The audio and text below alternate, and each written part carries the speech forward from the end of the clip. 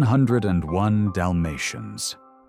In a cozy little house nestled beside a city park lived two cheerful Dalmatians, loving Mama Perdita and her devoted partner Pongo. Their owners, kind-hearted Uncle Roger and sweet Aunt Anita, cared for them with great affection. Roger composed happy songs, and Anita had a deep love for dogs.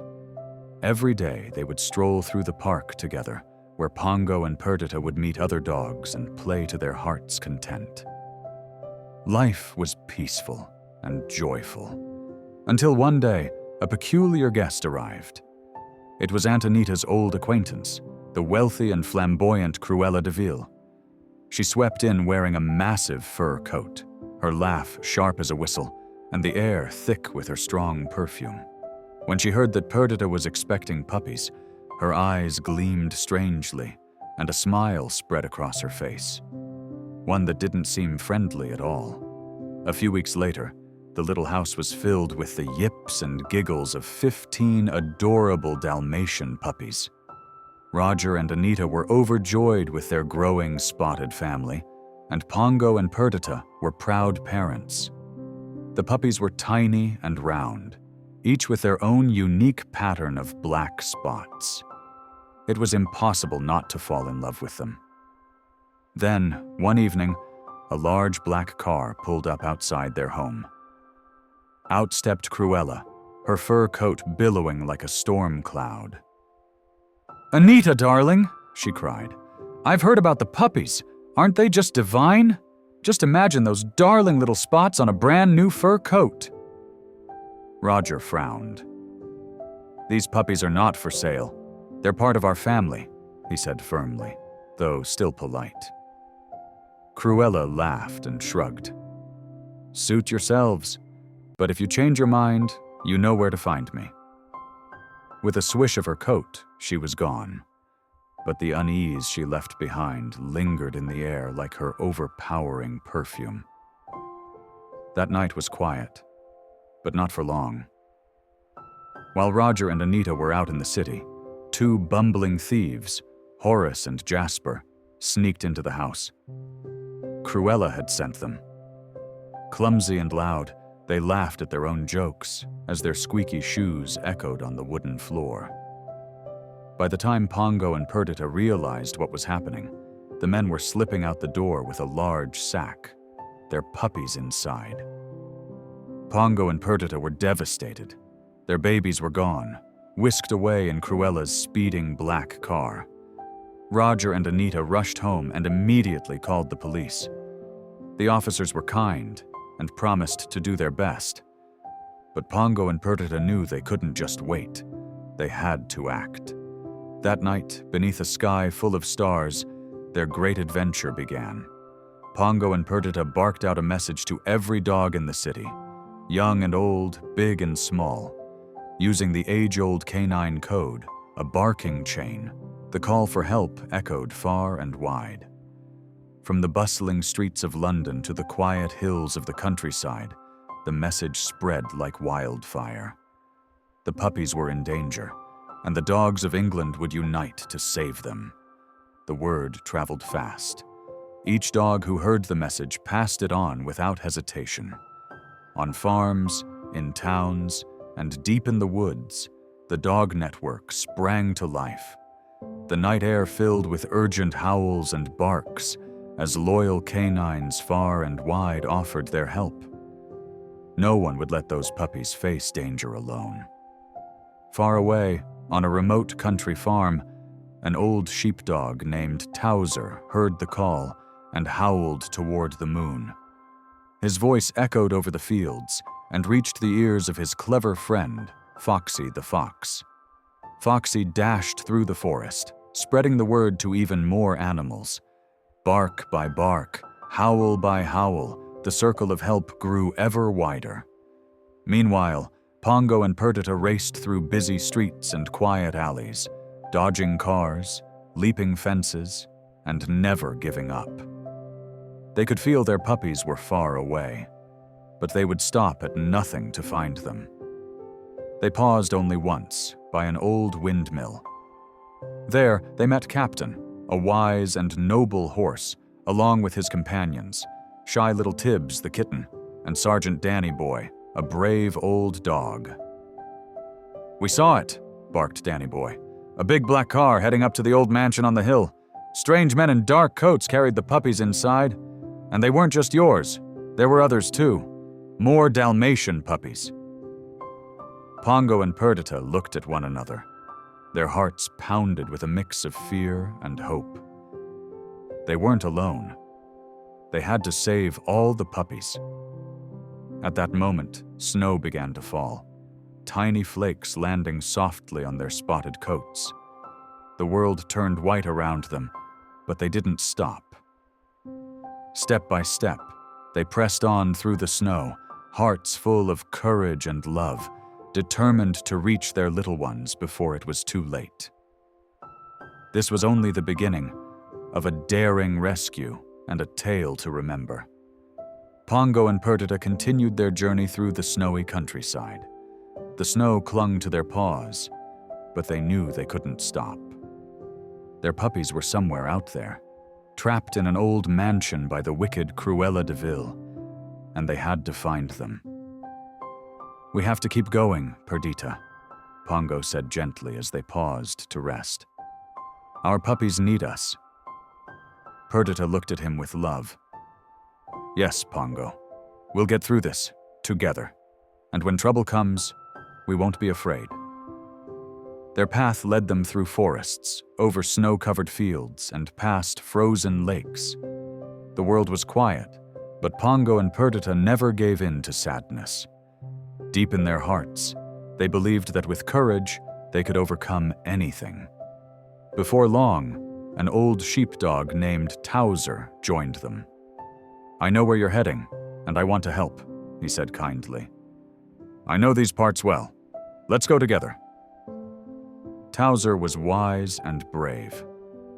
"Don't stop now," he encouraged. "We'll make it, together." Farther ahead, Sergeant Danny Boy, a clever and spirited dog, was waiting for them. "Hurry, Pongo, Perdita," he whispered. "Look, there it is, that big mansion on the hill. That's where Cruella's hiding. We have to be careful. She mustn't see us." The mansion stood tall and gloomy, like something out of a nightmare. But Pongo and Perdita didn't hesitate. Their puppies were inside, and they had to save them. "I don't want to take any chances," said Pongo. "We're strong, and we won't stop now." They crept into the yard and hid behind the trees. "We'll wait until everyone's gone," Towser whispered. Moments later, the two bumbling henchmen, Jasper and Horace, stepped out of the mansion, laughing and joking, completely unaware they were being watched. "Cruella will have all the puppies soon," Jasper grinned, gazing back at the mansion. "They're perfect. She's going to love this gift." "Keep it down, Jasper," Horace muttered, looking uneasy. "We've got a job to do. I've got a funny feeling about all this." "Oh, relax," Jasper chuckled. "Everything's going according to plan, and if something goes wrong, we'll just run for it." He laughed, but there was a nervous edge to his voice. Deep down, even they knew this scheme was bound to backfire. As they disappeared toward the back entrance, two pairs of eyes stayed fixed on them from the shadows. Pongo and Perdita held their breath. They had to stay hidden. One wrong move could ruin everything. With help from Towser, Tibbs the cat, and Danny Boy, the two Dalmatians slowly crept closer to the mansion. Just as they were nearing the building, they heard something that filled their hearts with hope. Barking. "They're here! We have to save them!" Pongo whispered excitedly. "It's our puppies!" Perdita cried, her heart pounding. "We can't leave them behind!" They slipped into the mansion and found the room where the puppies were locked in cages. The little Dalmatians looked frightened, but their eyes sparkled with hope. "Mom! Dad! You came!" One of the puppies barked with joy. "Don't worry, sweetheart," Perdita said lovingly. "We're going to get you out, all of you." "Hurry, Pongo," she said, glancing around. "We have to escape before Cruella finds out we're here." But just then, a terrifying laugh echoed through the hallway. Cruella de Vil appeared, her eyes blazing with fury. "You dare enter my mansion?" she sneered, her voice dripping with malice. "No one leaves. You're going nowhere." Pongo stepped protectively in front of Perdita, his eyes blazing with courage. "These are our puppies, and we're taking them home," he growled. And so the great rescue began. Their friends were right behind them. Towser, Tibbs, Danny Boy, and a whole team of brave dogs. They had surrounded the mansion, moving quietly and carefully. Everyone had a role to play.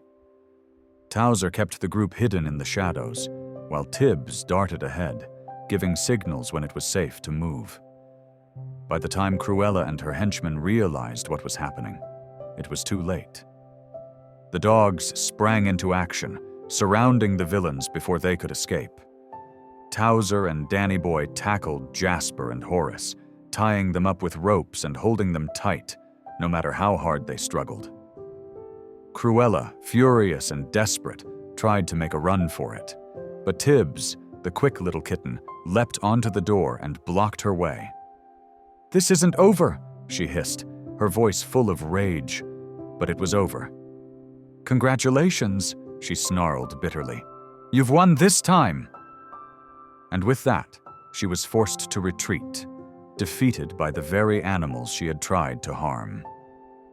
Pongo and Perdita joyfully ran to their puppies. "Come on, darlings, we're going home," they cried, gathering them all and hurrying out of the mansion. With help from their brave friends, they managed to escape Cruella's clutches just in time. When they returned home, Roger and Anita were waiting anxiously. "Pongo, Perdita, you're back!" they shouted with relief when they saw all the puppies safe and sound. "Thank you, all of you," they added, smiling through happy tears. "We couldn't have done it without you." But as Pongo and Perdita looked around, they noticed something unusual. There were many more puppies than they had before. All the little ones rescued from Cruella's hideout had come with them, and now they were part of the family too. "We have 101 puppies," Roger exclaimed in amazement. "That's incredible." Every animal who helped was celebrated as a hero. Each one was praised for their courage and kindness, and they all received heartfelt thanks. As for Cruella and her henchmen, they were sent straight to jail, where Cruella got a fitting surprise, a stylish black and white striped prison outfit to match her twisted fashion sense. Outside the house, the sun was slowly setting, and the snow began to melt. Laughter filled the air as the puppies played and tumbled around, tails wagging in joy. But most importantly, everyone felt safe at last.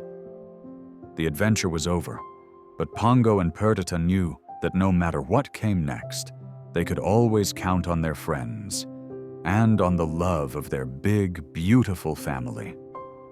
And so, Roger and Anita, together with Pongo, Perdita, and all 101 Dalmatians, built a home filled with laughter, love, and the happiest of endings.